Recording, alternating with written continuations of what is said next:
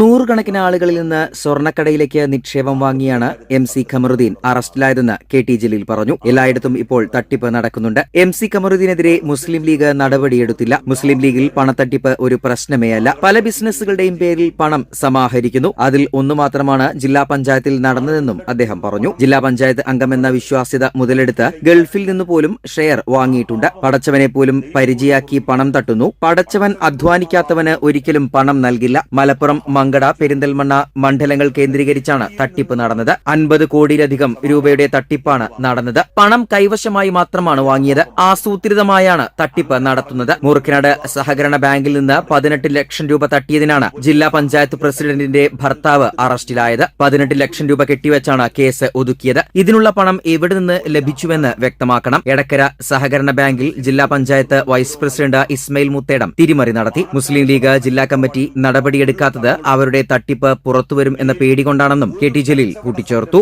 ഒരു വിശ്വാസി എന്ന് പറഞ്ഞാൽ സാമ്പത്തിക കാര്യത്തിൽ സത്യസന്ധത പുലർത്തുന്ന ആളാണ്.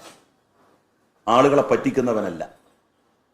എത്ര നിസ്കരിച്ചിട്ടും എത്ര നോമ്പ് നോറ്റിട്ടും യാതൊരു കാര്യവുമില്ല. ആളുകളെ പറ്റിക്കുകയും വഞ്ചിക്കുകയും ചെയ്താൽ, ചതിക്കുകയും ചെയ്താൽ, ആളുകളുടെ അടുത്ത് നിന്ന് പണം നമ്മൾ വഞ്ചിച്ച് കൈക്കലാക്കിയാൽ ആ പാപം ദൈവം പോലും പൊറുക്കില്ല എന്നാണ്. പടച്ചവൻ പോലും ആ പാപം പൊറുക്കില്ല. ആ പണം തിരിച്ചു കൊടുത്ത് ബന്ധപ്പെട്ട വ്യക്തിയിൽ നിന്ന് നമ്മൾ ക്ഷമാപണം ഏറ്റുവാങ്ങണം. എങ്കിലേ ആ പാപം പൊറുക്കപ്പെടൂ. അങ്ങനെ പറഞ്ഞിട്ടുള്ള ഒരു വിശ്വാസ ദർശനത്തിന്റെ ആളുകൾ തന്നെ ഈ വലിയ സാമ്പത്തിക തട്ടിപ്പുകൾക്ക് കൂട്ടുനിൽക്കുകയും ചൂട്ടുപിടിക്കുകയും ചെയ്യുന്നത് വലിയ അപരാധമാണ്.